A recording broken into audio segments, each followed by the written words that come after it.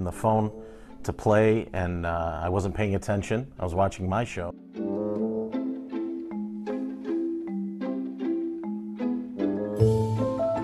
Pizzas and rice and chili cheese fries. How many did you order? How many chili cheese fries, do you remember? Like more than 12.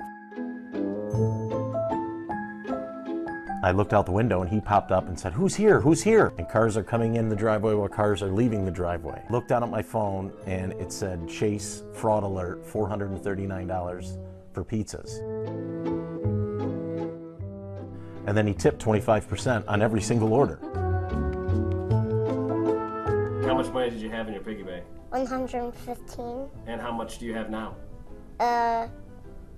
$1, 1 cent. They took my money. This is my lesson, first and foremost, and hopefully parents out there see and learn from this.